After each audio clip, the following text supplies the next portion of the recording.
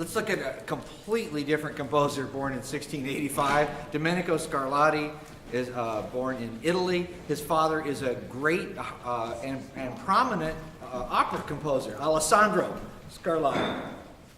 If you can imagine, you know, Bach comes from a musical family, but you know, not like a headliner thing. But young Domenico Scarlatti is growing up in a family where they're putting on a lot of operas. It's a busy musical place with probably some of the best singers in Italy, if not Europe, rehearsing with Dad in the living room, and then down at the hall. And young Domenico would be witnessing all of this.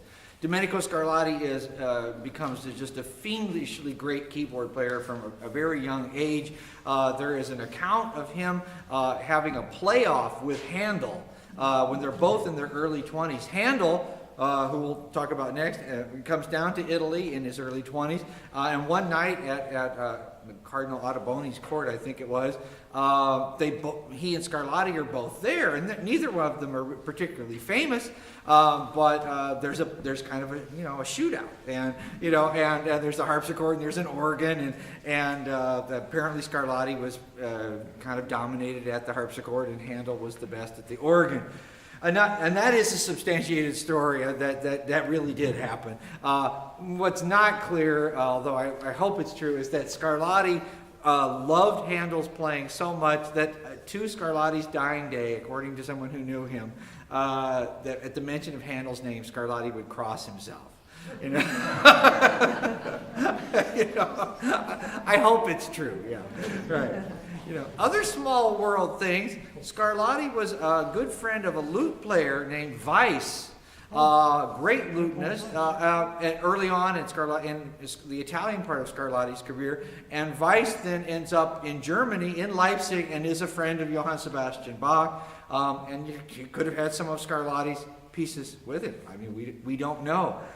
Scarlatti, in his late 20s, early 30s, gets a job very far away from home. He moves all the way to Portugal through contacts with the Portuguese embassy there in Italy, and he becomes private tutor and royal harpsichordist to the Portuguese court. And he is the tutor to the young princess Maria. Her name's Maria Barbara, I believe, of all things, which is Bach's second wife's name. Anyway, so he's her private tutor, and they stay together as teacher and student and friend throughout both of their lives for the next 30 years, something like that. They are a team. When she grows up and marries into the Spanish royalty and still is a princess, and then later becomes Queen of Spain, Scarlatti goes with her as personal trainer. You take your best cook, your best musician, and all of that. So he has this great job.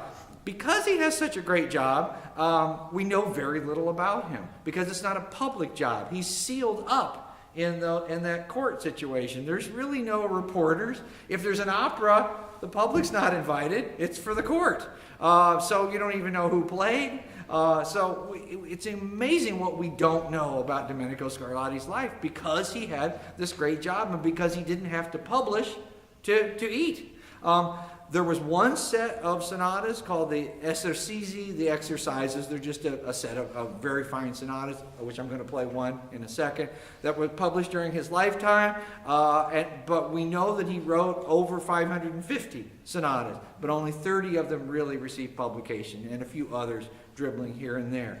We also have not one keyboard composition by Scarlatti in his hand.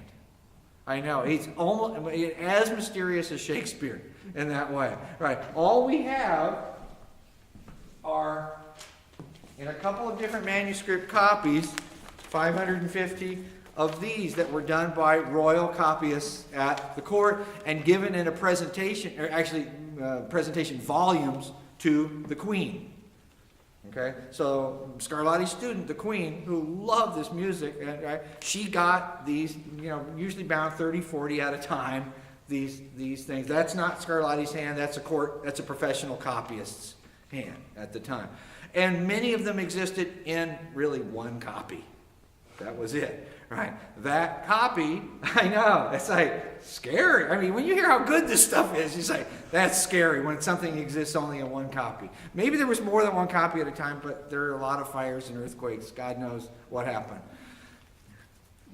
Scarlatti dies. The Queen has these things. There is another great musician at the court who was Scarlatti's friend, and you may have heard of him. His name was Farinelli. Yeah. Farinelli, the last great castrato male soprano singer. He was at the Spanish court for a long time, really the sunset of his career. The Queen dies. Everything she owns, her musical treasures go to Farinelli. He's there at the court. He takes all of these stacks of Scarlatti's music copied out in the royal court copy's hand. He takes them back to Italy. They end up somehow in some libraries in Parma and other places, and surface at various times in the 19th century, and then eventually get copied out by people like Brahms and other things like that, and then eventually get published late 19th century. Then Ralph Kirkpatrick comes along in the 1950s and says, "Holy moly, have you guys heard this?" And starts really publishing it, and we have it. So anyway, it's really by a thread, these hung. And I'm going to start with one of the 30 published pieces by Scarlatti. This is in the key of D minor. It's called a pastoral, kind of evocative of shepherds and outdoor scenes.